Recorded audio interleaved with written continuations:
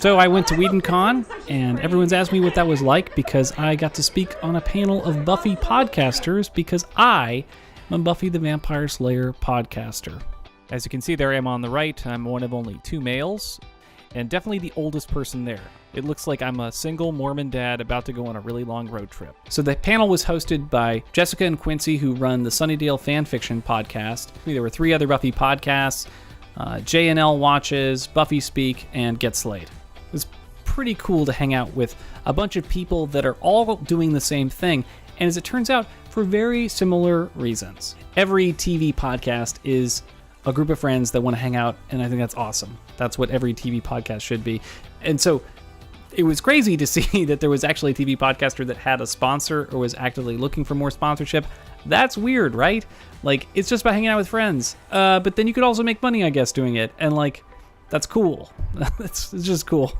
But first, before I get involved in anything else, like, this was Whedoncon. What's Whedoncon? Whedoncon celebrates the works of Joss Whedon, but not really any of the stuff that's to do with Marvel or the Avengers. It's all his original characters and creations. So it's Buffy, it's Angel, it's Firefly, Dollhouse, probably some other things that I'm not super aware of, but it's mostly those things.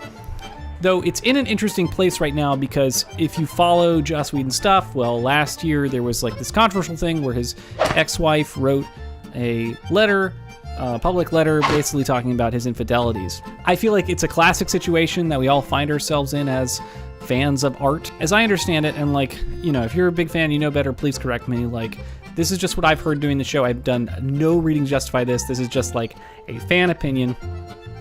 With Joss, you know, as I understand it, he really identified with the Xander character. And, you know, I'm watching the show in 2018, not the 90s, and Xander comes across as super perverted. Like, he's always trying to get with every girl on the show. I believe that Joss Whedon has said that that's him.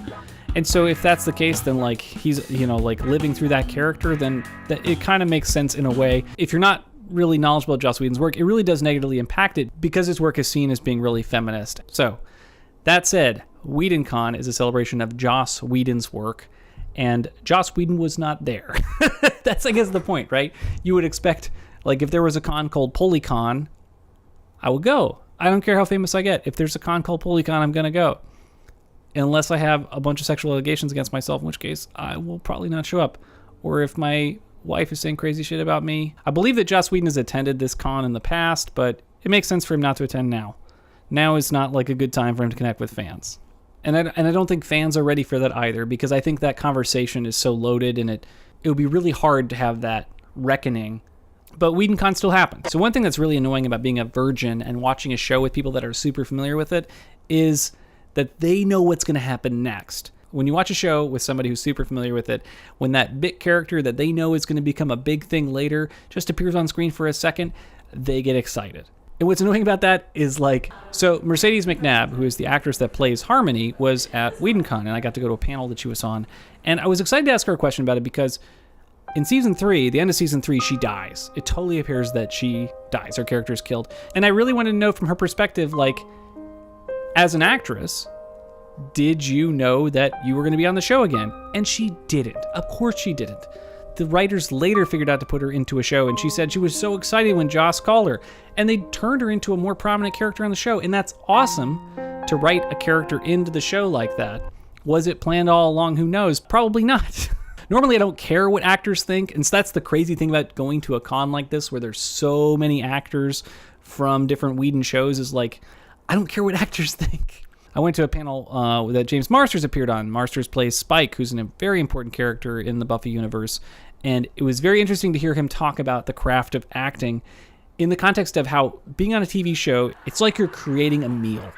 And the actor, one actor is just like one piece of celery. And you're just going to work really hard to be the best piece of celery you can. And that was James Marsters' take. And I love it because I think I totally agree. Like, that's what an actor is. Like, you want to be the best version of an actor that you can be.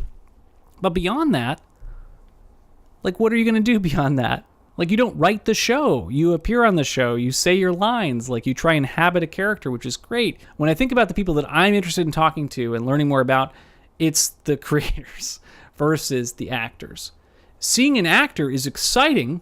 It's totally exciting. It's like seeing a painting, a living painting of a character that you've gotten to know. And that's very cool. So one thing that's weird about going to cons, I've been to a lot of cons, but one thing that's weird is that there's always a Trek guy at a con, and whether that's someone who has played a character in a Star Trek show or someone that's just wearing a Star Trek uniform or in some way representing Star Trek. And there was a Star Trek guy at this con, and I would think that Joss Whedon or whatever Whedoncon would be so far removed from that universe, but because Joss writes fantasy sci-fi stuff, that means that it's connected to the Star Trek universe. It doesn't matter if you didn't write a Star Trek episode, but because it's a fantasy sci-fi thing, Star Trek just gets to fit in there. It's just like Star Trek is like this weird disease that if you're in the world of fantasy sci-fi, you just catch that disease. And it's something everybody has. It's like the HPV of fantasy is Star Trek. I did make a zine to promote Buffy Virgin, the podcast. It's 16 pages long. I've actually never made a zine before. I love zines, but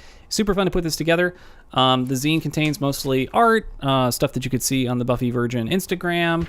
Contains a really random and short essay, a much shorter version of a longer essay I wrote. Some fun facts about the show and stuff. But fun to do, fun to give away to people. I gave it to people that showed up for the panel, but beyond that, it was pretty randomly distributed. So need to work on that. If you would like a Buffy zine, just let me know in the comments and I will get one to you. The saddest thing about this con is that I went without any of my fellow podcasters. It would have been amazing to go with Dennis and John and Travis, but they couldn't make it. That's a real bummer. I would really have loved that. It would have made everything more real and more interesting, and I could have engaged on a different level. As it was, I felt a little bit detached from it. I didn't want to get too involved because I didn't want to come away with so many spoilers or whatever, but anyway.